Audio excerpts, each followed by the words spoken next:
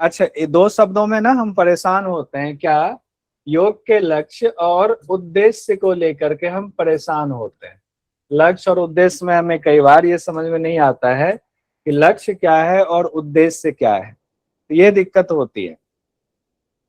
लक्ष्य और उद्देश्य देखिए, जैसे कि सपोज कीजिए हमें यहाँ से जाना है मुंबई, हमें यहाँ से दिल्ली से मुंबई जाना है।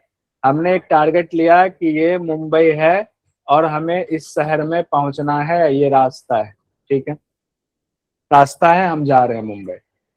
अब मुंबई हो गया लक्ष्य, ये मुंबई जो है ये हो गया आपका लक्ष्य हो गया कि फाइनल डेस्टिनेशन हमारा ये है, यहाँ पहुंचना है। अब सवाल आएगा कि मुंबई जाना क्यों है, क्यों जाना चाह रहे हैं मुंबई, तो क्यों जाना चाह रहे हैं उसका जो उत्तर होगा वो होगा उद्देश्य। किस उद्देश्य से आप जाना चाह रहे हैं? लक्ष्य हो गया फाइनल डेस्टिनेशन, जिस कारण से आप उस फाइनल डेस्टिनेशन पर जाना चाहते हैं वो हो गया आपका उद्देश्य। मोटा मोटा इसको समझ लीजिए। तो ये चीजें, क्योंकि शब्द जो आएंगे ना वो शब्द हर आदमी के लिए अलग अलग हो सकता है और अलग अलग होने की वजह से आपको होगी दिक्कत, ठीक है।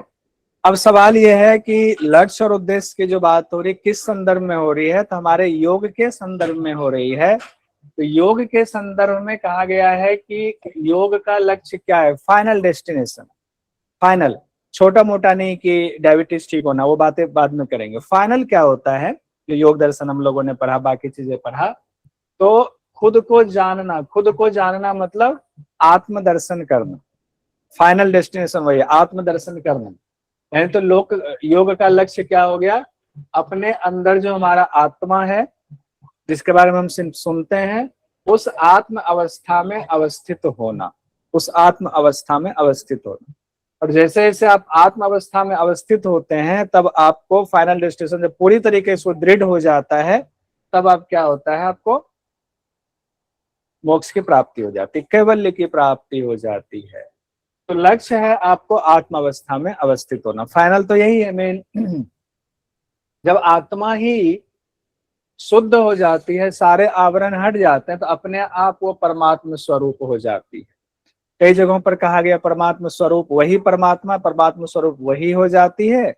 कई जगहों पर कहा गया कि नहीं, आत्मा को परमात्मा से मिलाया जाता है, आत्मा को परमात्मा में स्थापित किया जाता है, मिलाया जाता है। चलिए, ये मानने वाले दो दो सिद्धांत है, तो हम किसी एक पर नहीं टिकते हैं, अपने तरफ से कोई बात नहीं कहते हैं।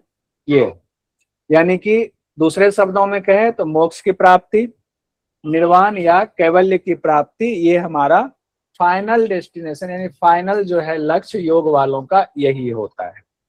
योग वालों का फाइनल लक्ष्य यही है। अब सवाल ये है कि हम सवाल ये है कि हम आत्मदर्शन करना ही क्यों चाहते हैं, यानी इस लक्ष्य पर जाना क्यों चाहते हैं, क्यों आत्मदर्शन करना चाहते हैं? तो उस लक्ष्य के पर जाने का जो कारण है, लक्ष्य के पीछे का जो कारण है, जैसा कि हम जानते हैं सांख्य दर्शन में है, योग दर्शन में है, हम लोगों ने पढ़ा हुआ। सांख्य दर्शन में कहा गया त्रिविध दुख जो है, वो त्रिविध दुख की आत्यंतिक निवृत्ति हो जाए, पूरी तरह से निवृत्ति हो जाए, उसके लिए हमें आत्मस्वरूप में अवस्थित होना है। यानी दुख से मुक्ति चाहिए पूरी तरीके, ऐसा नहीं 1 घंटे के लिए, 2 दिन के लिए, 10 दिन के लिए, 10 साल के लिए, नहीं, पूरी तरह से मुक्ति चाहिए। ये बात कही थी। तो उसके पीछे जो भी कारण, अब जिसका इसका लक्ष्य अलग हो सकता है, उसके कारण अलग हो सकते हैं, वो हर आदमी पर डिपेंड करेगा। तो जो कारण है उसको उद्देश्य कहेंगे, और सांख्य के मुताबिक दुख से छूटने का जो उपाय है। और योग दर्शन में देखें पंच क्लेश, दुख, कर्माशय, इन सब चीजों को खत्म करने के लिए हम मोक्ष और कैवल्य की तरफ बढ़ते हैं, ताकि जन्म मृत्यु का चक्र जो है उस चक्र से हमें मुक्ति मिले। अब आते हैं योग के उद्देश्य। तो योग का जब इस तरह से हमने पढ़ लिया तो इससे ये साबित होता है कि योग का उद्देश्य सबके लिए अलग अलग होगा। ये पर्सन टू पर्सन डिपेंड करेगा कि योग का उद्देश्य मेरे लिए क्या है और इस क्लास में जितने लोग हैं उनके लिए क्या उद्देश्य है। जैसे अभी हम लोग योग पढ़ रहे हैं, तो अभी हम इसमें से पढ़ने का उद्देश्य किसी का नहीं है वो आत्म अवस्था में अवस्थित हो जाए, उनको मुक्ति या समाधि मिल जाए। उनका उद्देश्य क्या है?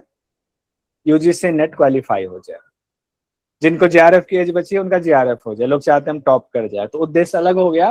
तो दुखों से निवृत्ति ही, वैसे फाइनल जो है दुखों से निवृत्ति ही योग का मुख्य उद्देश्य है, दुखों से निवृत्ति। और योग दर्शन में हे हेतु हान और हानोपाय कहा गया है कि चार चीजें, जिसको चतुर्व्यूहवाद की संज्ञा दी जाती है, उस चतुर्व्यूहवाद की चर्चा है किसमें है? योग दर्शन में चतुर्व्यूहवाद की चर्चा है। आत्मदर्शन जो होता है उसी को योग दर्शन में कैवल्य कहा गया, यानी आत्मावस्थान तदा दृष्टु स्वरूप अवस्थानम को ही कैवल्य कहा गया, उसी को योग कहा गया है। तो कैवल्य जो है वो क्या हो गया? लक्ष्य हो गया। कैवल्य क्या हो गया? लक्ष्य। उद्देश्य क्या हो गया? दुखों से निवृत्ति। अब ये इस पे बहुत चर्चा होगी। अब ये कल कोई मत पूछिएगा फाइनल कि योग का लक्ष्य क्या है? कैवल्य। उद्देश्य क्या है? फिर से कह रहा, उद्देश्य क्या है? दुखों से निवृत्ति। दुखों से निवृत्ति उद्देश्य है, क्योंकि दुख से परेशान है तो उससे छुटकारा चाहिए। ठीक है। अब आइए आधुनिक समय में, आज के समय में, आज आप किसी को कहेंगे कि दुख से निवृत्ति, काहे का दुख चाहिए, काहे का दुख से निवृत्ति हमें करना है? हमें कोई दुख से निवृत्ति नहीं है। हमें दुख से निवृत्ति करना है, शरीर स्वस्थ रहना चाहिए, खूब पैसा कमाए, हमें मुक्ति नहीं चाहिए। तो आपको पता चला योग ही बंद हो गया। आपने कहा हम आपको मोक्ष दिलाएंगे, कहा कि नमस्कार जी आप जाइए, हम दूसरे योगा टीचर बुला लेंगे, हमें मोक्ष नहीं चाहिए, आपका काम ही बंद हो जाएगा। ठीक है। तो आधुनिक समय में योग का लक्ष्य बिल्कुल अलग है। लोग क्या चाहते हैं? हम स्वस्थ तरीके से, संतुलित तरीके से जीवन जिए, यानी कि हमारा शरीर स्वस्थ रहे तो हम अच्छा अच्छा चीज खा पाए, तो पाचन भी बढ़िया हो जाए, वजन भी ना बढ़े, दोनों चीजें हो जाए। यानी पाचन भी बढ़िया हो जाए और वजन भी, इसमें कोई चर्बी भी ना हो, थोड़ा सा है मेरा भी, लेकिन लोग कह रहे नहीं इतना रहने दो तो ज्यादा ही दुबले पतले हो जाओगे, तो वजन भी ना बढ़े। तो संतुलित जीवन। अब सिर्फ वजन और शरीर स्वस्थ से नहीं है, अब लोग उससे एक कदम आगे बढ़ रहे हैं। क्या बढ़ रहे हैं? अरे मन बड़ा परेशान रहता है, शरीर तो स्वस्थ है, खूब जिम जा रहे हैं, अच्छा है, मन सर बड़ा परेशान है, हमेशा सोचते हैं, रात को नींद नहीं आ रही है, उनको नींद भी चाहिए, उनको नींद भी चाहिए, उनका मन शांत भी चाहिए, मन उनको शांत भी करना है, और योगा टीचर आए और वो जादू पढ़ दें, हो जाएगा? चाहिए दोनों चीज उनको। तो अब क्या हो गया? उनको संतुलित जीवन जीना है, और संतुलित जीवन क्यों जीना है? तो उनको नींद नहीं आ रही है, उनका मन शांत नहीं है, उनका वजन बढ़ गया हुआ है, उनको डायबिटीज हो गया हुआ है, उनको बीपी हो गया हुआ, उनको लो ब्लड प्रेशर हो गया होगा, उनका क्रेटिनिन बढ़ गया हुआ है, उनकी किडनी खराब हो रही है, 10 तरह की समस्याएं हो रही है। तो आज के जो जीवन है उसमें व्यक्ति और व्यक्तित्व जो है उसको, वो व्यक्ति अपने व्यक्तित्व को सर्वोत्तम बनाना चाहता है ताकि समाज में वो अच्छे से जी पाए और उसकी आर्थिक उन्नति हो। तो सामाजिक, आर्थिक, स्वास्थ्य तो है ही, ये सारी चीजें उसमें सम्मिलित हो जाती हैं, सारी चीजें सम्मिलित हो जाती हैं। उस लिहाज से देखो योग का उद्देश्य क्या हो गया, क्यों हमें योग करना है, क्यों संतुलित जीवन जीना है, लक्ष्य हो गया संतुलित, एकदम सब कुछ बैलेंस हो जाए। उद्देश्य क्या है? उद्देश्य देखिए क्या है, शारीरिक स्वास्थ्य हमें प्राप्त हो, ठीक है, शरीर ठीक हो जाए। कारण क्यों योग करना है भाई? शरीर ठीक हो जाए, स्वास्थ्य हो जाए, मानसिक स्वास्थ्य ठीक हो जाए, मन एकदम स्वस्थ हो जाए, ठीक हो जाए, दो चीजें। सामाजिक स्वास्थ्य एकदम ठीक हो जाए, समाज में जो है हमारा बोल चाल सबसे बढ़िया, एकदम बढ़िया, प्रसन्न रहेंगे तो सब मिलेंगे। आध्यात्मिक स्वास्थ्य का भी विकास, हालांकि सभी लोग इसमें नहीं रहते हैं, लेकिन फिर भी हमने ओवरऑल लिया हुआ है, आध्यात्मिक स्वास्थ्य का भी हमारा विकास हो जाए, यानी हमारा थोड़ा भगवान पे भी थोड़ा ध्यान रहे, स्पिरिचुअल टाइप है, चेहरे से एकदम ग्लेज आए, वो लगे कि देख करके हाँ इसमें कुछ तो अलग है, योग कर रहा है। आर्थिक स्थिति भी बेहतर हो जाए, जब ये सारी चीजें अच्छी हो जाएंगी सर, तो हमारा नौकरी भी बढ़िया चलेगा, या हमारा बिजनेस है वो भी बढ़िया चले, बिजनेस बढ़िया चलेगा तो आर्थिक स्थिति हमारी अच्छी हो जाएगी, तब आपको फीस भी अच्छी मिलेगी। ये सारा उद्देश्य हो गया। अब इन उद्देश्य के साथ करते हैं। पहले वाला जो योग का फाइनल लक्ष्य और उद्देश्य था वो किनारे हो गया, अब उसका कोई लेना देना नहीं है। ठीक है। अब इसी के लिए शब्द इस्तेमाल किया जाता है, सर्वांगीण विकास होता है जीवन का इससे, और इसी पे सारा कुछ फोकस है, सर्वांगीण विकास। हर आदमी सर्वांगीण विकास चाह रहा है, कि जीवन के हर क्षेत्र में सामंजस्य स्थापित हो, जीवन के हर क्षेत्र में सामंजस्य स्थापित होना चाहिए। अब देखिए श्रीमद् भगवद गीता हम लोग पढ़ेंगे जब डिटेल में, उसके 6ठे अध्याय में कहा गया है, क्या कहा गया है यहां से थोड़ा समझने की कोशिश कीजिए। योग की महत्ता बताने के लिए कहा जा रहा है। तपस्विभ्यः अधिकः योगी ज्ञानिभ्यः अपि मतः अधिकः कर्मिभ्यः च अधिकः योगी तस्मात् योगी भव अर्जुन, तस्मात् योगी भव अर्जुन। यानी कि इसका अर्थ है तपस्वियों से भी, आवाज प्रॉपर आ रही है ना, तो माइक थोड़ा ऊपर करो। यस सर, परफेक्ट है, ठीक है। तपस्वियों से भी योगी श्रेष्ठ है, जो तपस्वी हैं उनसे भी योगी श्रेष्ठ है। तो यहाँ पर एक चीज मन में कंफ्यूजन होती है, ऐसे कैसे तपस्वी हैं कि योगी श्रेष्ठ हो जाए, तपस्वी भी तो श्रेष्ठ होंगे। यहाँ तपस्वी से तात्पर्य यह है ऐसा तपस्वी जिनके अंदर योग नहीं है, यानी जो समता की स्थिति में नहीं है, जो दुख से दुखी हो जाता है, सुख से सुखी हो जाता है, ज्ञान आ गया तो अहंकार आ गया, ऐसे तपस्वी की बात यहाँ की जा रही है। उस तपस्वी से ये योगी श्रेष्ठ है। फिर कहा गया ज्ञानियों से भी योगी श्रेष्ठ है। सपोज ये कोई है जो चारों वेदों का ज्ञाता है, लेकिन अहंकार हो गया मैं चारों वेदों का ज्ञाता हूं, मुझसे शास्त्रार्थ करके दिखा लो, आपको कुछ नहीं आता, जो आता मुझे ही आता है। वो ज्ञानी है, वाकई ज्ञानी है, लेकिन वो कैसा ज्ञानी है, अहंकार वाला ज्ञानी। उसके सामने योगी श्रेष्ठ होगा, योगी श्रेष्ठ होगा। कर्मियों से भी योगी श्रेष्ठ है, कर्मियों से तो योगी श्रेष्ठ होगा ही होगा। यहाँ कर्मियों से तात्पर्य यह है जो कर्म करता है और कर्म के प्रति आसक्त रहता है, कर्म के प्रति आसक्त रहता है। यहाँ आसक्ति से बात आई हुई है, कर्म के प्रति आसक्त है तो कर्मियों से भी योगी श्रेष्ठ है। अतः हे अर्जुन तुम योगी बनो। तो अर्जुन को क्या बनने के लिए कहा जा रहा है, योगी बनो, योगी बनो। योगी का मतलब, हम लोगों ने कल योग की 3 परिभाषा भगवद गीता से पढ़ी हुई थी। हम लोगों ने कौन कौन सी परिभाषा पढ़ी हुई थी, मतलब दूसरे अध्याय का 48वां, दूसरे अध्याय का 50वां, छठे अध्याय का 23वां, छठे अध्याय का 23वां, ये 3 चीजें वहां पर कही गई। इसमें योग के बारे में अच्छे से बताया गया, इसमें योग के बारे में बहुत अच्छे से बताया गया, ठीक है। तो अब इसीलिए अर्जुन को कहा जा रहा है योगी बनो। फिर उसके बाद योग के बारे में जब भगवद गीता पढ़ेंगे तो योगारूढ़ शब्द आएगा, योगारूढ़ कैसे होता है, तो वो सारी चीजें हम देखेंगे। अब एक बहुत छोटा सा टॉपिक इसी में है, जो है योग के बारे में भ्रांतियां, योग के बारे में मिसकंसेप्शन क्या है उसके बारे में देखते हैं। गलत अवधारणा योग के बारे में क्या है वो देख लेते हैं। इसमें तो कुछ मैंने लिखा है और बहुत सारी चीजें आप जानते ही हैं, खुद से भी इसमें ऐड कर सकते हैं, बहुत सारी चीजें ऐड कर सकते हैं। जैसे ज्यादातर लोग सिर्फ आसन को ही योग मानते हैं, जैसे बहुत सारे लोग तो ऐसा कहते हैं, योग करने वालों को भी मैंने कहते हुए सुना है, अरे मैं जा रहा हूँ योग प्राणायाम कराने के लिए, आइए आपको योग प्राणायाम करा देते हैं। उनकी नजर में योग मतलब सिर्फ आसन है और प्राणायाम उससे अलग करके वो देखते हैं। मिसकंसेप्शन हो गया, लेकिन जो आप योग में मास्टर किए हुए हैं तो आपके लिए मिसकंसेप्शन नहीं है। जो सिर्फ शरीर की एक विशेष स्थिति को ही योग मानते हैं, शरीर का एक पोस्चर हो गया क्या, तो हम आगे उष्ट्रासन में ऊंट बन गए, मयूर बन गए, अलग अलग चीजें, ऐसी जो व्यवस्था है बहुत बढ़िया। सब लोग हंस रहे हैं, कॉफी बना के आपको किसी ने दिया, सब लोग हंसने लगे, ठीक है। जिनका वीडियो खुला हुआ अंजलि जी का, देखिए ऐसे पढ़ेंगे तो कॉफी बना के मिलेगा, अब ध्यान से नहीं पढ़ेंगे तो आप लोगों को पानी भी नहीं मिलेगा। तो अब क्या कीजिए, अपना अपना नसीब है। तो सिर्फ शरीर की एक विशेष स्थिति जो है वो योग है, ऐसा भी माना जाता है, बहुत सारे लोग ऐसे मानते हैं।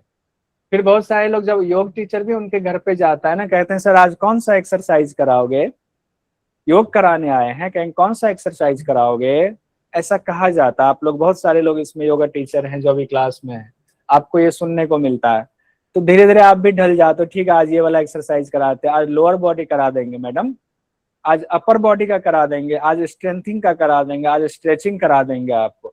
यही सेंटेंस अब योगा टीचर भी बोलने लगे हैं, ठीक है। तो ऐसा होता है, कोई बात नहीं। योग धार्मिक अनुष्ठान है, बहुत सारे लोग ये मानते हैं। योग धार्मिक अनुष्ठान है कोई, योग एक खास धर्म से जुड़ा हुआ है। हालांकि योग की कोई सीमा अब नहीं रही है। अब ये वाला थोड़ा सा ना, अब ये मिसकंसेप्शन थोड़ा सा कम लोगों में है, क्योंकि अब हर धर्म के लोग करने लगे हैं योग। योग कोई चमत्कार है, हाँ। अगर बहुत बड़े योगी कोई आ गए, अगर मान लीजिए मैं अभी थोड़ा वेशभूषा बदल लूं, भगवा पहन लो, थोड़ा सा लंगोट उंगोट टाइप में भगवा वगैरह धारण कर लो, भभूत लगा लो और एकदम कहूँ मैं योगी हूँ, तो मुझसे क्या उम्मीद करेंगे लोग? योगी हैं तो कुछ चमत्कार दिखाएंगे। मेरे जीवन में, मेरे सिर में बहुत दर्द हो रहा, कमर में ना 10 साल से बहुत दर्द हो रहा, आप कमर बस टच कर दो ठीक हो जाएगा। सिर दर्द में सिर थोड़ा छू दो, थोड़ा आशीर्वाद, हाथ सिर पे हाथ रख दो, हाथ रख दो सिर पे। अरे हाथ रखाते मेरे सिर के बाल उड़ गए, अब क्या ही करें। ठीक है, सिर पे हाथ रख दो, हमारा ठीक हो जाएगा। तो लोग चमत्कार समझने लगे, प्रदर्शन की चीज समझने लगे। उसके बाद है हाँ, एक और चीज, एक और बहुत बड़ा मिसकंसेप्शन जो आज भी है, किसी परिवार में जाओ ना तो वहां नवयुवक योग नहीं करना चाहते। कहते हैं बुजुर्गों, मम्मी पापा अरे आप लोग योग करो ना, हम तो जिम जाएंगे। यानी कि योग सिर्फ बुजुर्गों को करने की चीज है। लेकिन जब उसी नवयुवक के जिम में जा करके ना सर्वाइकल को नस खिंच जाती है, कमर में जो है कुछ खिंच गया वेट उठाते समय, तो योग की शरण में भागते हैं। पहले फिजियोथेरेपिस्ट के पास जाएंगे, वहां से ठीक नहीं होगा। जब तक दवाई है प्लस फिजियोथेरेपी चल रही है तो ठीक है। अगर उसने ठीक से नहीं किया क्योंकि फिजियोथेरेपी तो आप खुद से कर नहीं सकते हो, जितने दिन आया तब ठीक है, चले गए तो मामला गड़बड़ हो गया, तब जा करके वो योग की शरण में आते हैं। तब जब योग से फायदा होता है, जैसे फायदा जब तक हुआ फिर भागते हैं वो जिम में ऐसा भी होता है, लेकिन बहुत सारे लोग ठहरते भी हैं। ठीक है, ये मिसकंसेप्शंस हैं। बहुत सारे लोग ये मानते हैं, जो अभी भी अपने क्लास में भी ये मिसकंसेप्शंस है, यहाँ जितने लोग अभी मौजूद हैं ना उसमें भी, योग किसी किताब से हम सीख सकते हैं, ऐसा अपने ग्रुप के लोग भी मानते हैं। जो योग करने वाले योग किताब में पढ़ करके चाहते हैं कि इससे जो है हम कुछ पोस्टर हठ प्रदीपिका घेरन संगीता शिव संगीता से देख करके, एक ने तो मुझे बताया कि मैं तो खेचरी मुद्रा जिह्वा काटने की कोशिश कर रहा हूँ आपके वीडियो देख करके। हमने कहा माफी चाहता हूँ, आप बिल्कुल ऐसा मत कीजिए, बिल्कुल मत कीजिए। ये सिर्फ मैं यूजीसी नेट के लिए पढ़ा रहा हूँ, फिर से मैं कह रहा हूँ, मैं सिर्फ यूजीसी नेट के लिए पढ़ा रहा हूँ, यूजीसी नेट के लिए। बस इसको देख करके अभ्यास मत कीजिएगा। अगर अलग से करना है तो बहुत सारे योगा टीचर हैं, उनसे क्लास ले लीजिए पर्सनल, ठीक हो जाएगा। योग सिर्फ सुबह शाम किया जाता है, ये भी एक मिसकंसेप्शन है। योग तो 24 घंटे योग में रहने वाली चीज, सिर्फ सुबह शाम ही नहीं योग किया जाता है। योग करने के लिए शरीर का लचीला होना जरूरी है, ये भी एक मिसकंसेप्शन है। जिसका शरीर लचीला वही योग कर सकता है, ये भी मिसकंसेप्शन है। योग सिर्फ साधु सन्यासियों के लिए है, एक मिसकंसेप्शन ये भी है। योग सिर्फ साधु सन्यासी करते हैं, ये भी गलत है, ऐसा नहीं है। अब और क्या क्या है कि योग जमीन के अंदर रहना, कंदराओं में रहना, अग्नि के पास बैठना, ऐसी जो क्रियाएं होती ये योग है। क्योंकि योग की बहुत विधाओं में ऐसा लोग करते भी हैं, शमशान में चले गए, वहीं रह के जो है साधना कर रहे हैं, वो एकांत की वजह से कर रहे हैं। बहुत सारे लोग कंदराओं में रह के करते हैं, लोगों को लगता है कि घर में परिवार में योग नहीं हो सकता, ये मिसकंसेप्शन है। चलिए, बहुत सारे लोग सोचते हैं कि ये सिर्फ तत्व ज्ञान का विषय है, हालांकि ये बहुत बड़ी बात है, ये सच में तत्व ज्ञान का विषय है। लेकिन आधुनिक संदर्भ से देखें, आज के संदर्भ से, तो सिर्फ तत्व ज्ञान का विषय नहीं है, संतुलित जीवन जीने का है। लेकिन हमारे आपकी दृष्टि से देखें तो हाँ, ये सच है कि ये सिर्फ तत्व ज्ञान का विषय है। लेकिन आजकल योग को क्या हुआ, पूरा फैला दिया गया है, तो तत्व ज्ञान के विषय तक सीमित नहीं रहा है। तत्व ज्ञान तो किसी को चाहिए ही नहीं, 100 में लाख में 2-4 को चाहिए होता है। बहुत सारे लोग ये सोचते हैं सेवानिवृत्ति के बाद, यानी जब हम रिटायर्ड हो जाएंगे तो रिटायरमेंट के बाद योग करेंगे ना इत्मीनान से, पता चला तब तक आपके शरीर की स्थिति ऐसी हो गई आप बहुत सारे आसन कर ही नहीं पाओगे। तो सेवानिवृत्ति के बाद आप योग से सेवानिवृत्ति, फिर आपको बहुत अच्छे टीचर की जरूरत होगी, बहुत लंबे समय लगेगा फिर आपको शरीर को साधने में। योग से सभी बीमारियां ठीक हो जाती हैं, ये भी एक मिसकंसेप्शन है। ये सच नहीं है कि योग से सारी बीमारियां ठीक हो जाएंगी। योग को हम लोग पढ़ते हैं वैकल्पिक चिकित्सा, अगर चिकित्सा के तौर पर इस्तेमाल करें तो ये वैकल्पिक चिकित्सा है, और सही गुरु मिले तो हो भी सकता है। लेकिन कौन कौन लोग हैं जो गुरु ढूंढ करके योग का अभ्यास करते हैं?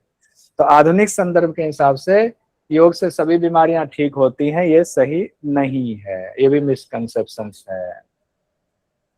आइए, यहाँ पर हमारा उद्देश्य और लक्ष्य कंप्लीट हो गया है मेरे ख्याल से, इसमें कुछ है नहीं। हाँ, ये कंप्लीट हो गया है, इसको हम लोग हटाते हैं। हाँ, अब हमारा अगला जो टॉपिक है यूनिट 1 में, वो हम करने जा रहे हैं वेद उपनिषद का सामान्य परिचय हम जानने जा रहे हैं। वेद उपनिषद का सामान्य परिचय क्या है, इसको जानना बहुत जरूरी है। और इतना ध्यान रखिए न, मैं वेद का ज्ञाता नहीं हूं, मैं उपनिषद का ज्ञाता नहीं हूं। मैं जो बताऊंगा परीक्षा की दृष्टि से थोड़ा बहुत बताने की कोशिश करूंगा, थोड़ा बेस हम लोगों का थोड़ा सा तैयार हो जाए, परीक्षा में आपको मदद हो, ध्यान रखिएगा। तो वेद और उपनिषद के बारे में हम लोग थोड़ा सा परिचय जान लेते हैं। सबसे पहले इस तस्वीर को देखते हैं, बहुत ही अच्छी तस्वीर है, जिसमें गुरु बैठे हुए हैं, गुरु के बहुत सारे शिष्य बैठे हुए हैं। शिष्य में हर तरह के लोग हैं, कुछ तो उनके सन्यासी वाले शिष्य हैं, कुछ सामान्य लोग हैं जो लगता है बाहर से आए हुए हैं। सबको गुरु जी से कुछ जानना है। चलिए, वेद के बारे में, पेड़ के नीचे बैठे हुए हैं। अब आते हैं मुख्य पॉइंट पर। वेद, वेद है क्या? वेद, वेद का मतलब ही होता है जानना, ज्ञान, ज्ञान का भंडार। जहां ज्ञान की बातें जिस शास्त्र में, जहां ज्ञान की बातें, तो मूल सोर्स क्या है ज्ञान का भारतीय सभ्यता संस्कृति में? वेद ही है। और वेद के बारे में एक चीज बिल्कुल फाइनल है कि वेद जो है दुनिया का सबसे प्राचीन ग्रंथ है। इसको लेकर के बहुत नहीं के बराबर मतभेद है। सारे बड़े विद्वान रिसर्चर्स मानते हैं कि वेद संसार का सबसे प्राचीन ग्रंथ है, सबसे प्राचीन ग्रंथ। ठीक है, प्राचीन ही नहीं, सबसे बड़ा ग्रंथ भी है, सबसे बड़ा ग्रंथ है। इसीलिए अपने जीवन काल में बहुत कम लोग होते हैं जो चारों वेदों को पूरा जान पाए। ये आसान नहीं होता। वेद का अर्थ क्या होता है? शाब्दिक अर्थ विद धातु से बना है, विद धातु से, जिसका अर्थ होता है एक तो ज्ञान, हमने कहा ज्ञान, दूसरा है ज्ञान का विषय।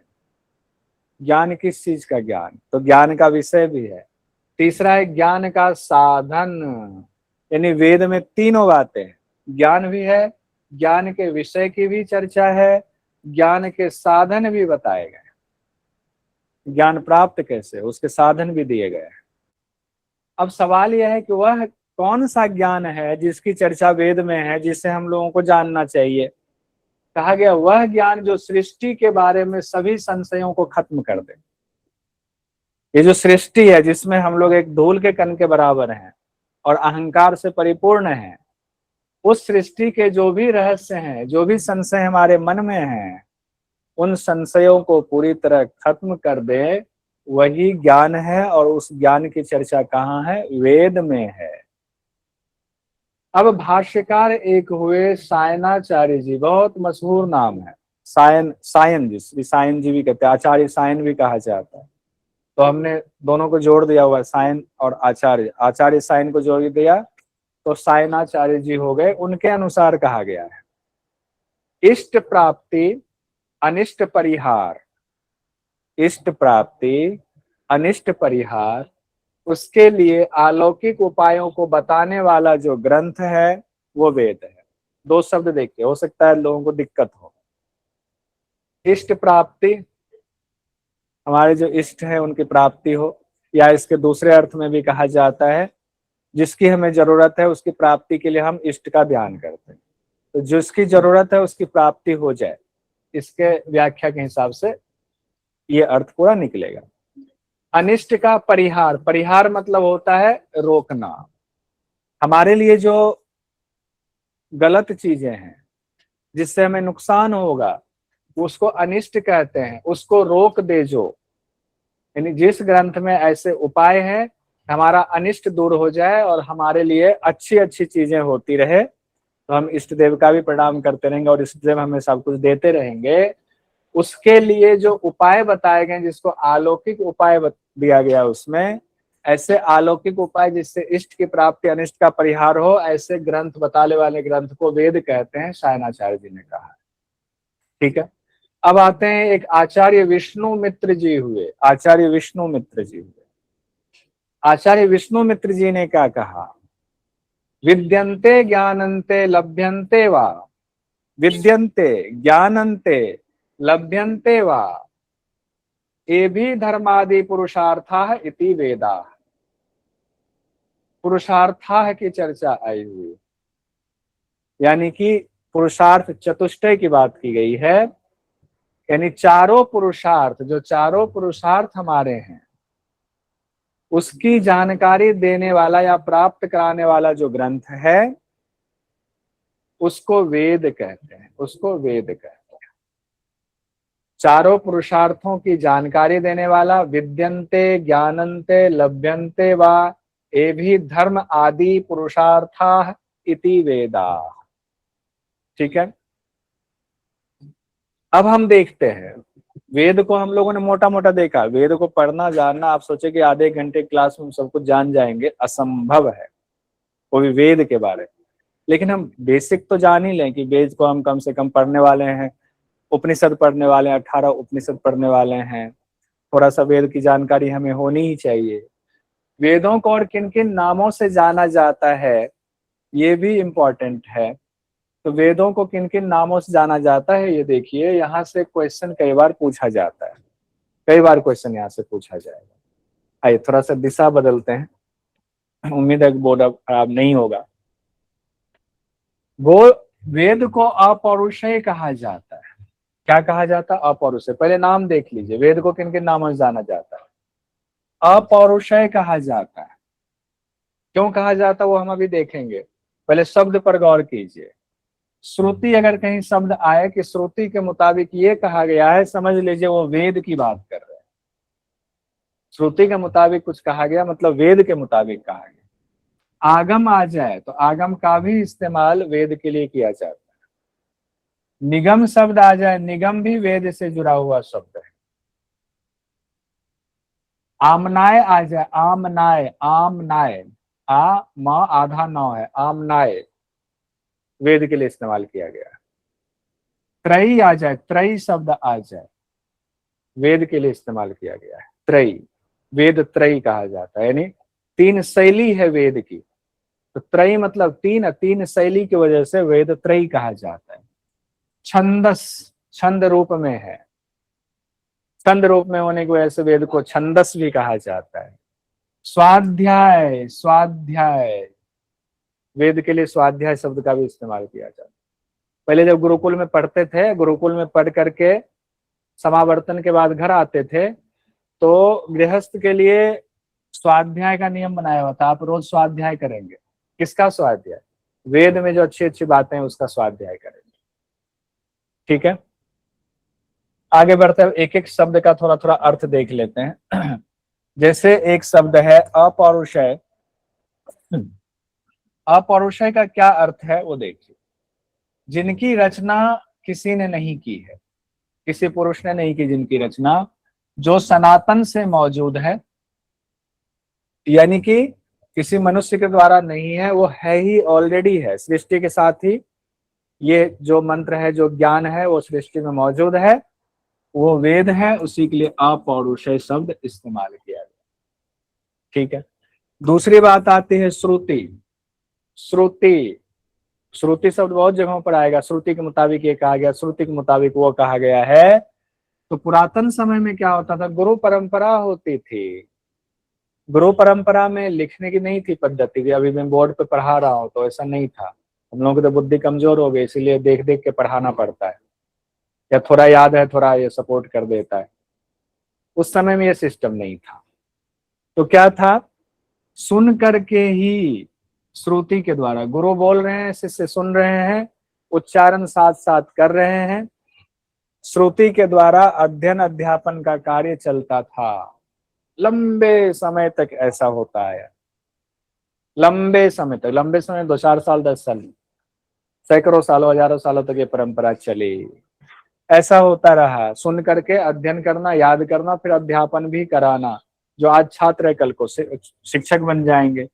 तो वेद के जो मंत्र हैं, छंद थे, उनको सुनकर सुनाकर ये एक पीढ़ी से दूसरी पीढ़ी तक ये ज्ञान जाता रहा, ये ज्ञान जाता रहा, पहुंचाया जाता रहा। इसीलिए श्रुति शब्द जब भी आता है तो वेद के लिए इस्तेमाल किया जाता है। श्रुति प्रस्थानत्रयी में जब आएंगे तो वहां अलग देखेंगे हम लोग। तो श्रुति हो गया। आइए, शब्द आता है आगम। आगम क्यों कहा गया? आगम क्यों कहा गया? इसका विस्तृत अर्थ नहीं, शॉर्ट में अर्थ हम लोग लेते हैं। आगम, विभिन्न व्याख्याकार कहते हैं कि प्रमाण के तौर पर वेद को आगम कहते हैं। आगम मतलब आगम में दो चीजें आती है, ध्यान रखिएगा। आगम में दो चीजें आती है, यहां पर अब बात हुई तो बता ही देता हूं। एक तो शास्त्र आता है और एक आता है महापुरुषों का वचन। महापुरुषों का वचन, दो चीजें आते हैं आगम में, शास्त्र और महापुरुषों का वचन। उसके लिए एक शब्द इस्तेमाल किया था, आप्तवचन भी कहा जाता है। तो उसमें आगम और आप्तवचन शब्द भी इस्तेमाल किया जाता है। हालांकि शास्त्र में भी कई बार महापुरुषों के वचन होते हैं, लेकिन जब वेद है तो वेद में महापुरुषों के वचन की बात ही नहीं आएगी। वेद में तो जो है सब अपौरुषेय है, ऊपर की वाणी है। तो उसके लिए आ गया आगम शब्द कि अगर किसी को कोई चीज सबूत देना हो, कहाँ से आपने देखा, कैसे आपकी बात मान ले, जी वेद में लिखा हुआ, आगम उठा के देख लीजिए। आगम उठा के देख लिया, उन्होंने मान लिया। निगम की बात आती है, आगम और निगम शब्द कई आएगा, आगे भी एक दो बार आता है, कुछ हठयोग के कुछ ग्रंथों में भी आ जाता है। लोग आगम और निगम के जाल में फंसे हुए, शिव संगीता में आ जाएगा, जिसमें ज्ञान, कर्म और उपासना का की विधियां बताई गई। किसकी विधियां बताई गई है? ज्ञान की विधि, कर्म की विधि, उपासना की विधि बताई गई है, निगम कहते हैं। निगम शब्द का इस्तेमाल वेद के लिए भी किया जाता है, वेद के लिए। लेकिन वेद के ही कुछ गुण ऐसे हैं जिसकी वजह से निगम शब्द का इस्तेमाल किया, तो वेद के कुछ गुणों की वजह से निगम शब्द का इस्तेमाल किया जाता है। ठीक है। शब्द आया आमनाय। क्या शब्द आया? आमनाय। वेद का ज्ञान जो है, या वेद के जो मंत्र हैं, छंद हैं, उनको एज इट इज याद करने की परंपरा रही है। इसीलिए इसको कहा जाता आमनाय, यानी जैसा है वैसा ही याद रखें, हम उसमें कोई बदलाव नहीं करेंगे। गौतम बुद्ध जब थे तो उन्होंने प्रस्ताव रखा था विद्वानों के सामने कि वेद में हिंसा की चीजों को हटा दीजिए, हम वेद को मान लेंगे। समय के साथ वेद में भी परिवर्तन होना चाहिए। उस समय के वेद के जो मानने वाले लोग थे, उन्होंने कहा वेद अपौरुषेय है, हम इसको बदलाव नहीं कर सकते हैं, चाहे जो हो जाए। यहीं पर कॉन्फ्लिक्ट शुरू हुआ था। ठीक है, तो हूबहू पढ़ने की वजह से वेद को आमनाय कहा जाता है। अब क्या सही क्या गलत हम उस पर नहीं आ रहे हैं, जो घटना हुई थी वो हमने बता दिया। अब त्रयी शब्द आता है। त्रयी शब्द, त्रयी शब्द में जनरली पूछा जाता है एग्जाम में, वेद त्रयी में कौन कौन से वेद शामिल हैं, या वेद त्रयी में कौन सा वेद शामिल नहीं है। वो क्यों कहा जाता है, उसके कारण है। त्रयी का मतलब होता है तीन शैली। त्रयी का मतलब होता है शैली। एक ऋग्वेद की शैली है, ऋक जिसको कहते हैं, ऋक की शैली। एक यजुः की शैली है, एक साम की शैली है। ऋक, यजु और साम, ये तीन शैली है। तीन शैली की वजह से वेद त्रयी कहा जाता है। वेद को इन तीन शैलियों की वजह से जाना जाता है। ठीक है, हालांकि चौथे वेद में जो चौथा वेद है, जिसको चौथा वेद कहा जाता है, हम लोग कई बार ये कंफ्यूजन में मान लेते हैं कि जो चौथा वेद है, वेद त्रय का मतलब है यही तीन वेद है, चौथा वेद को वेद नहीं माना जाता। ऐसा नहीं है। ऋग्वेद, यजुर्वेद, सामवेद, ऋग्वेद, यजुर्वेद, सामवेद, तीनों शैली है। उसके बाद वेद में आता है अथर्ववेद। अथर्ववेद आ गया। ठीक है, मैसेज में कुछ लोग कुछ कह रहे हैं।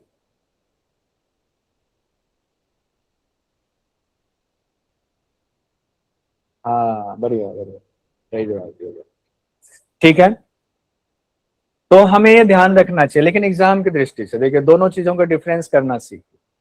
एग्जाम की दृष्टि से अगर पूछा जाएगा तो ऋग्वेद, यजुर्वेद, सामवेद, अगर वेद का ही नाम दिया हुआ है तो वेद त्रयी में कौन होता है? ऋग्वेद आएगा, यजुर्वेद आएगा, सामवेद आएगा, इसमें कोई संशय नहीं।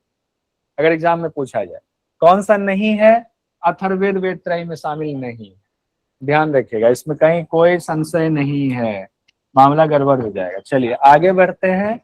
छंदस एक शब्द आता है, छंदस। छंदस, छंदस का क्या अर्थ है? चूंकि वेद के जो मंत्र हैं, जो शैली है, जो ये तीन शैली है, ऋक, यजु और साम की जो शैली है, तीन, और अर्थ की वजह से इसको छंदस कहा जाता है। छंद रूप में लिखे गए, शैली अलग हो गया, सब छंद रूप में, तो छंदस कहा जाता है।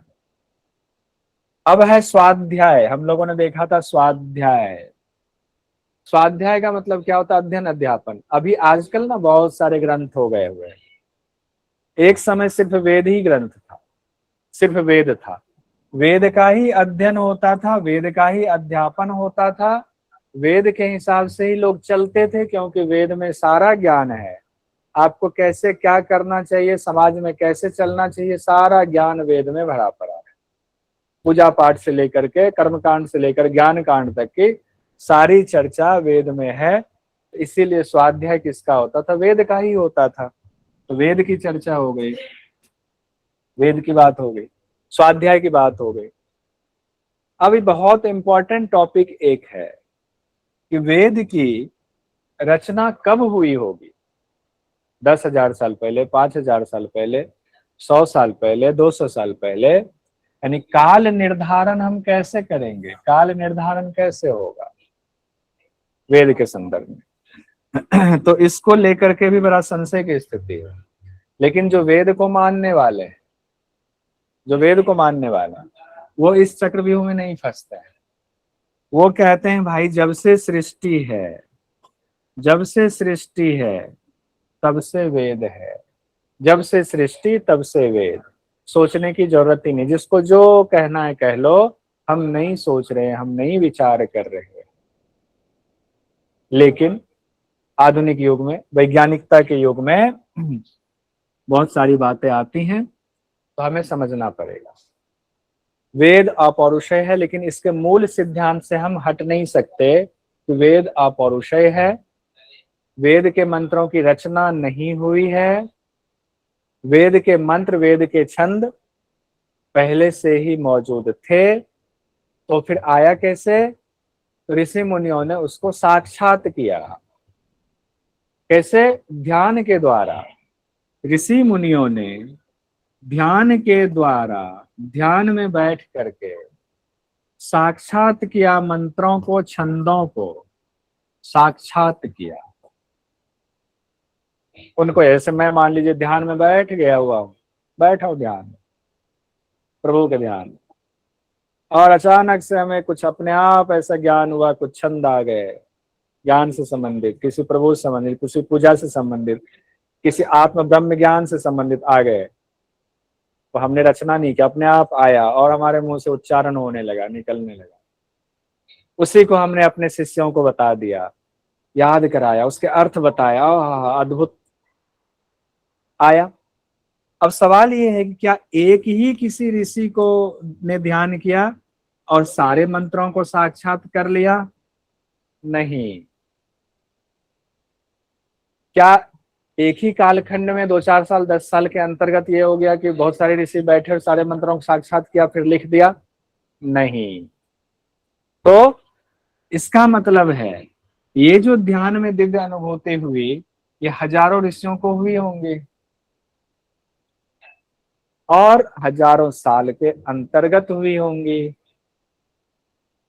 सबकी अपनी अपनी परंपरा चली होंगी। अगर मुझे ध्यान में 200 मंत्र साक्षात हो गए तो मैंने अपने शिष्यों को 200 मंत्र का बता दिया। मेरे जो गुरु थे उन्होंने जो मुझे बताया था, उन्होंने जो साक्षात किया था, वो भी ऐड हो गया, वो भी बताया और हमने अपना भी बताया, दोनों जुड़ गया।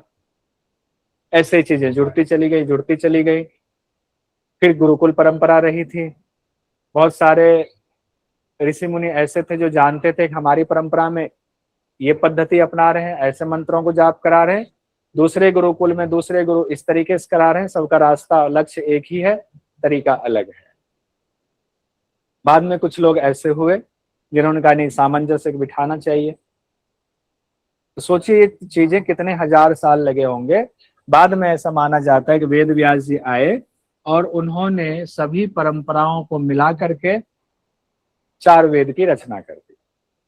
4 वेद की रचना कर दो। हम लोग जानते हैं एक चीज तो एग्जाम में आता भी है, अथर्ववेद का जैसे आता है, अथर्ववेद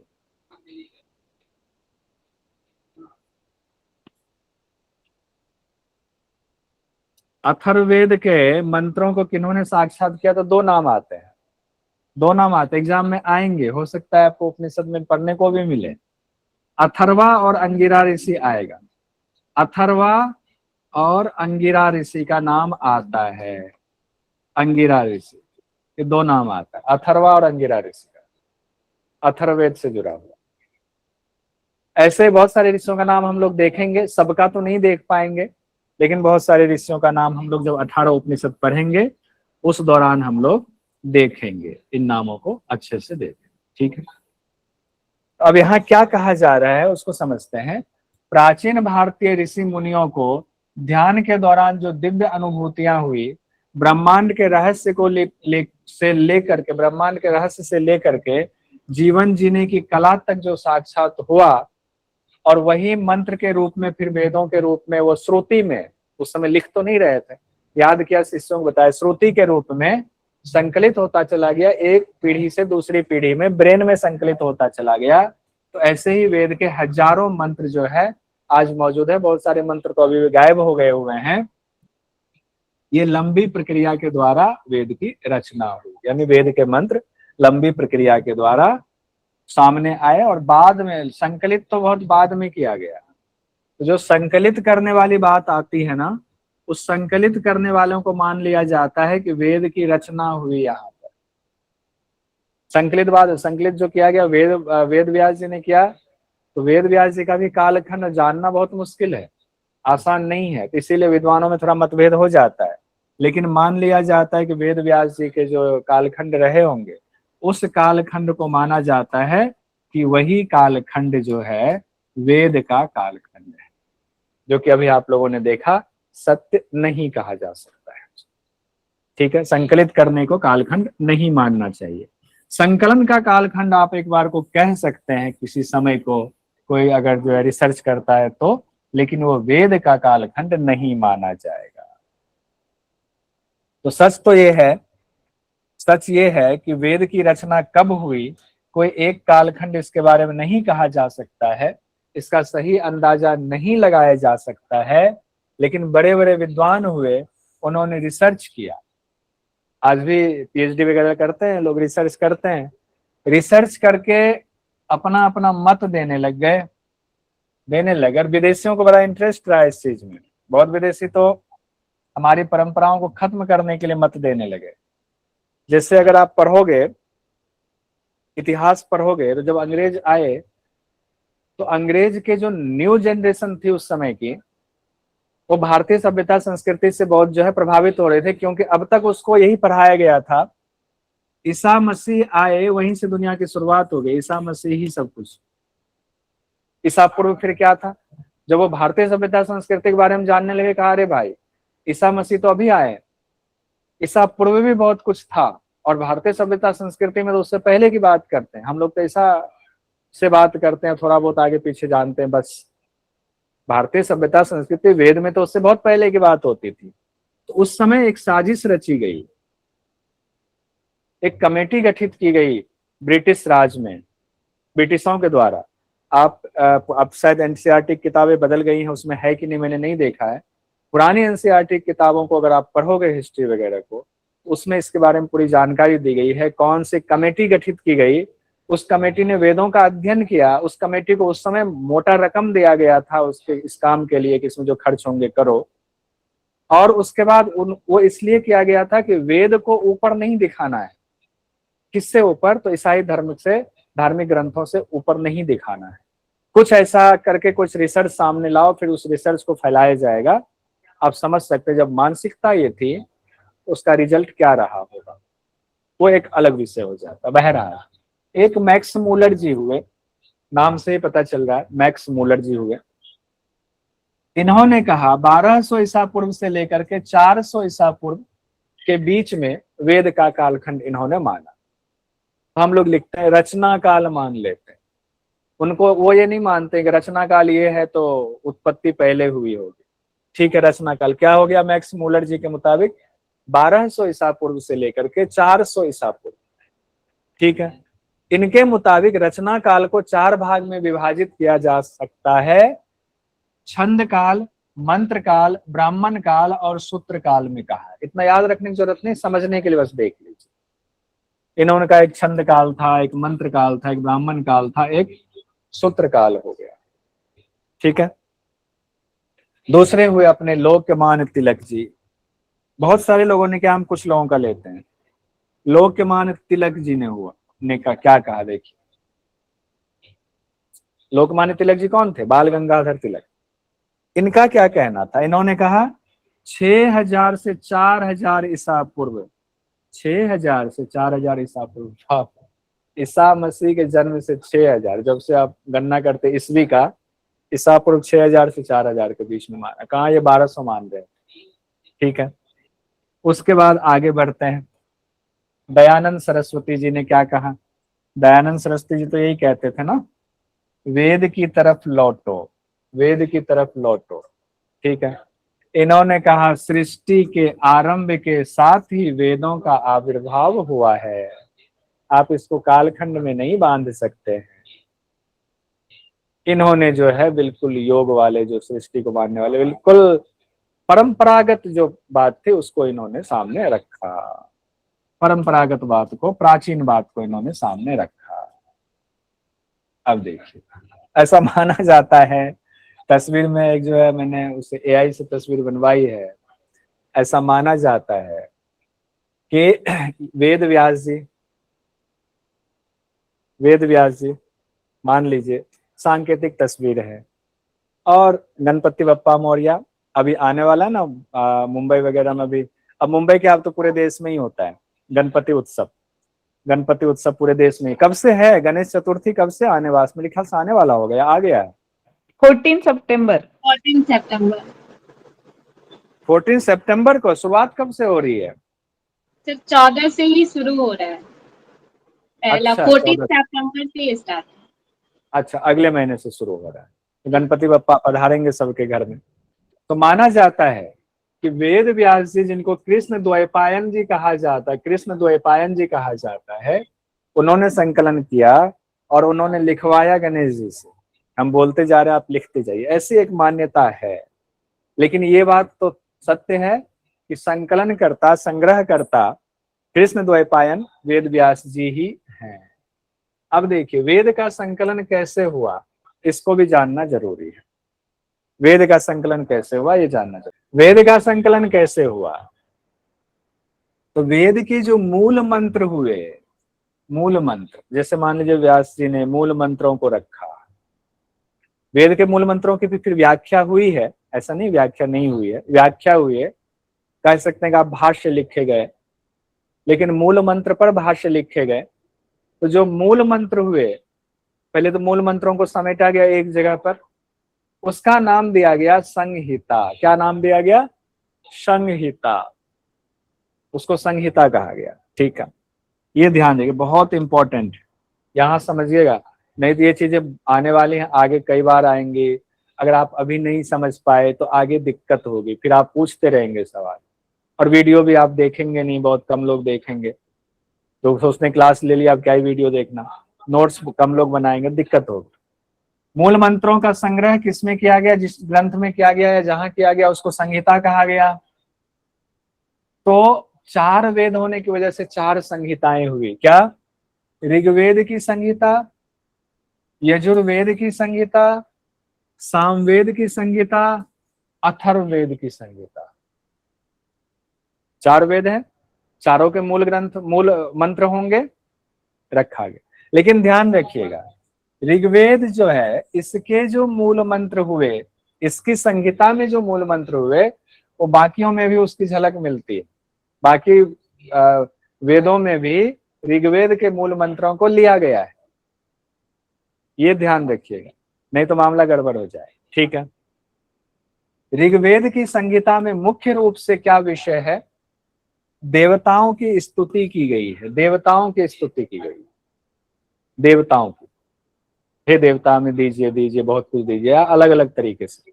मेन मुख्य बात कर रहा है, ऐसा नहीं कि इसमें ज्ञान कांड नहीं है, ज्ञान कांड तो है ही, देवताओं की स्तुति की चर्चा मुख्य बातों को लिया जाता है। यजुर्वेद में क्या है? यज्ञ की क्रिया, यज्ञ की क्रिया के लिए महत्वपूर्ण जानकारी यहाँ है। यानी यहाँ जो संहिता है यजुर्वेद की, जो मूल मंत्र रखे हुए हैं, यज्ञ से संबंधित जानकारी ज्यादा है यहाँ पर। सामवेद की बात करें, प्रमुखता जहां जिसकी है वो बात हो रही है। सामवेद संहिता की बात करें तो इसमें ऋग्वेद के भी बहुत सारे मंत्रों को लिया गया है, और सामवेद में देवताओं की जो पूजा होती है, देवता लोगों का जो आह्वान होता है, उसको गा करके गायन शैली में रखा गया, यानी इसकी शैली अलग हो गई। ऋक, यजु और साम तीनों शैली है, साम एक शैली है जिसको गायन शैली माना जाता है साम को, यानी गान शैली में मंत्रों का संकलन किया गया, छंदों का संकलन किया गया। यानी जब सामवेद का गान होता है तो सुन करके कान प्रसन्न हो जाते हैं, आहा, लगता है ऐसे तान छिड़ गया हुआ है कोई, ऐसा होता है। तो इसमें ऋग्वेद के बहुत सारे मंत्रों को शामिल किया गया, लेकिन बोलने और पढ़ने की शैली बदल गई, ध्यान रखिएगा, ये मामला गड़बड़ हो जाएगा तो मामला सब दिक्कत हो जाएगा। अथर्ववेद में जो अभी बात हो रही थी, अथर्वा और अंगिरा ऋषि को याद रखिएगा एग्जाम के पर्पज से।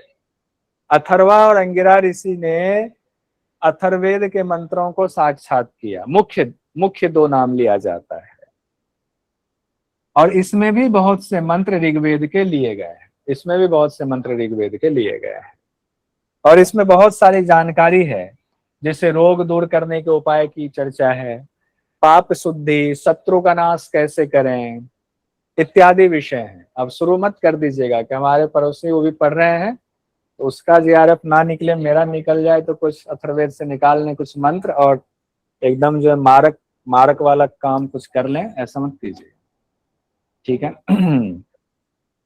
आइए अब देखिए, यहाँ ये भी इंपॉर्टेंट है, इन्हीं चारों संहिताओं में, संहिता क्या हो गया? मूल हो गया संहिता। संहिता को अगर हम यहाँ लिखें ऊपर संहिता, तो ये हो गया मूल मंत्रों का संग्रह, मूल मंत्रों का संग्रह। इसी मूल मंत्रों के संग्रह से कुछ मंत्रों को निकाल करके ग्रंथ की रचना की, जिसको कहा गया ब्राह्मण ग्रंथ। इसी संहिता से कुछ मंत्रों को निकाल करके रखा गया, उसको कहा गया आरण्यक ग्रंथ। कैसे निकाला गया वो बताता हूं अभी। इसी संहिता से कुछ मंत्रों को, छंदों को निकाला गया, जिसको उपनिषद कहा गया।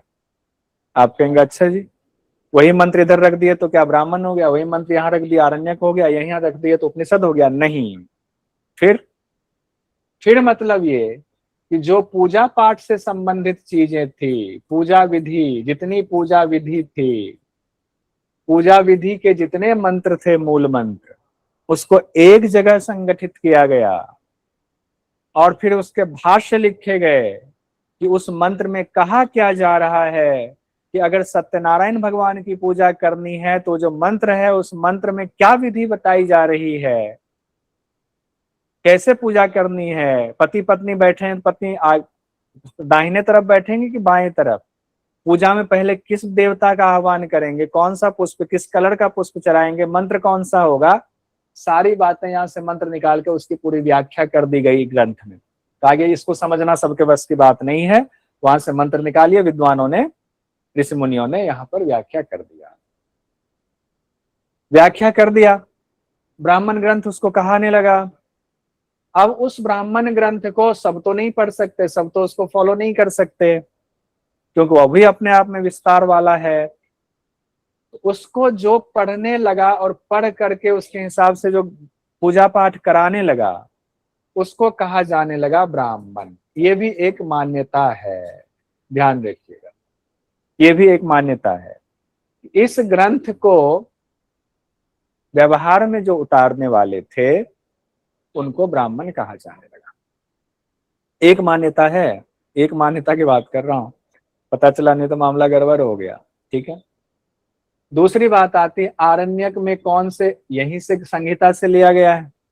अब एक चीज और पहले क्लियर कर देता हूं, संहिता हम लोगों ने पढ़ा कि चारों वेद की संहिता है, ऋग्वेद की संहिता, यजुर्वेद की संहिता, सामवेद की संहिता, अथर्ववेद की संहिता। इसका मतलब है ये चारों जो ग्रंथ है, ब्राह्मण, आरण्यक, सॉरी तीनों संहिता के बाद जो तीनों हैं, ब्राह्मण, आरण्यक और उपनिषद, ये चारों वेद के ब्राह्मण ग्रंथ होंगे, चारों वेद के आरण्यक ग्रंथ उपनिषद ग्रंथ होंगे। यानी ऋग्वेद के ब्राह्मण ग्रंथ, ऋग्वेद के आरण्यक ग्रंथ, ऋग्वेद के उपनिषद ग्रंथ होंगे। ये माइंड में क्लियर कर लीजिए, नहीं तो दिक्कत होगी बहुत समझने में। और किसकी कौन सी होगी हम बाद में देखेंगे, थोड़ा बहुत झलक देखेंगे। अब आरण्यक ग्रंथ में कौन से मंत्रों को ऐसा लिया गया। आरण्यक मतलब क्या होता है, अरण्य मतलब होता है जंगल, अरण्य मतलब होता है जंगल। जंगल क्यों, जंगल क्यों, तो ऋषि मुनि लोग एकांत में रहते थे जंगल में, ठीक है। और जंगल में रह के क्या हुआ, जो यहाँ से पूजा पाठ वगैरह करके 50 साल पूरा हो गया, 25 साल तो ब्रह्मचर्य आश्रम का रहा जिसमें वेदों का ग्रहण किया। 50 साल जब पूरा हो गया तो वो क्या करेंगे, अब अपनी जिम्मेदारी सौंप करके जंगल में जाएंगे, गुरु के आश्रम में। गुरु के आश्रम में जाएंगे, वहां कहेंगे अब तो हम पूजा पाठ सबसे निवृत्त हो गए हैं, हमें उस पूजा पाठ का आध्यात्मिक महत्व बताइए।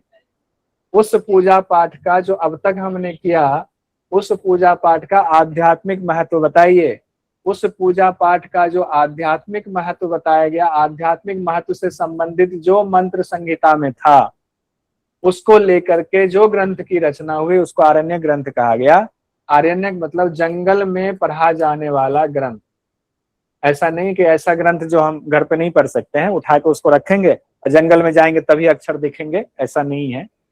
जंगल से उसका तात्पर्य है, भावार्थ है कि अब हम जिम्मेदारी, गृहस्थ की जिम्मेदारी से मुक्त हो गए, उससे आगे हमारा आत्मिक उत्थान कैसे होगा, आध्यात्मिक उत्थान कैसे होगा, उसके लिए जिस ग्रंथ को पढ़ा गया उसको आरण्यक ग्रंथ कहा गया। क्योंकि पहले जमाने में ये ग्रंथ और ये विधि जंगल में जाकर के ही पूरी होती थी, इसीलिए आरण्यक शब्द आ गया, ठीक है। अब आरण्य में जाकर के आपने ये सब पढ़ा और पढ़ते पढ़ते पढ़ते पढ़ते आपको लगा कि जो हम यहाँ वेद पूजा पाठ कर रहे थे कि हे देवता ये दे दो, हे देव ये दे दो, हमें इसकी पूर्ति कर दो, बच्चा दे दो, पोता दे दो, पोती दे दो, बहुत सारी चीजों ने मांगा। अब तो हम सब छोड़कर आ गए हुए हैं, तो अब हमें क्या चाहिए, प्रभु का शरण चाहिए, जो आरण्य ग्रंथ को पढ़ करके पता चला। जिज्ञासा जागी, प्रभु कौन है, ब्रह्म कौन है, अच्छा हम भी ब्रह्म के ही वो हैं, अंश हैं। हम जो है इतने दुखों में अब तक डूबे हुए थे, और जब ब्रह्म को साक्षात्कार कर लेंगे, ब्रह्म स्वरूप हो जाएंगे, तो हमें मुक्ति मिल जाएगी। अच्छा, यहां से जिज्ञासा उत्पन्न हुई। उसी जंगल में रहते हुए, उसी गुरु के पास ये ज्ञान लेते हुए, अब गुरु के चरण में पड़ गए कि गुरु जी इतना दिन पढ़ के ये समझ में आया, सबसे बड़ा ज्ञान ब्रह्म ज्ञान है। गुरु के चरणों में पड़ गए कि हमें ब्रह्म ज्ञान बताइए क्या है। अब तक तो आपने आध्यात्मिक महत्व बताया, पूजा पाठ का भी आध्यात्मिक महत्व बताया, आपने ब्रह्म के बारे में भी थोड़ी झलक दी, लेकिन उस ब्रह्म को, ज्ञान को हमें पूरा साक्षात करना, प्राप्त करना उस ब्रह्म को। ब्रह्म को प्राप्त करने के लिए भी मंत्र जो है संगीता में ही संकलित है। उन मंत्रों को लेकर के जिन ग्रंथों की रचना हुई उसको उपनिषद कहा गया। अब जब तैयार हो गया, एलिजिबिलिटी हो गई शिष्यों की कि वो ब्रह्म विद्या को जान सकता है और उसके हिसाब से वो पालन करके ब्रह्म को साक्षात कर सकता है, तब उनको उपनिषद का ज्ञान शुरू हुआ। उपनिषद में वो सारे मंत्र रखे गए, ठीक है। बहुत छोटे में, बहुत शॉर्ट में हमने ये बताया, बहुत छोटे में बताया, ठीक है। तो उपनिषद में उन मंत्रों की चर्चा है जिसमें ब्रह्म ज्ञान की चर्चा है, ब्रह्म ज्ञान। इसमें पूरे सृष्टि का ज्ञान दिया गया है, सृष्टि की रचना कैसे हुई, ये सृष्टि क्या है, ब्रह्म क्या है, कर्म क्या है, ज्ञान क्या है, कर्म और ज्ञान में भेद क्या है, सूर्य और चंद्र का क्या महत्व है, सूर्य का क्या इंपॉर्टेंस है, चंद्रमा का क्या इंपॉर्टेंस है। उससे बड़ा बहुत इंपॉर्टेंट चीजें अभी जब उपनिषद में पढ़ेंगे तो वो आएगा, सारी चीजें आएंगी।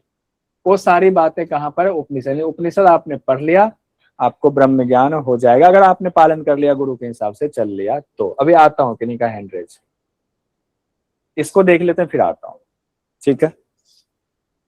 8:24 हो गए ना, बस लास्ट ही है। देखिए अब यहाँ पर थोड़ा सा जो हमने पढ़ा उसको समराइज कर लेते हैं, नहीं तो मामला गड़बड़ हो जाएगा, कल के लिए नहीं छोड़ेंगे। इस तरह से अगर हम सामान्य रूप से देखें तो 4 भाग हमें देखने को मिला। क्या मिला?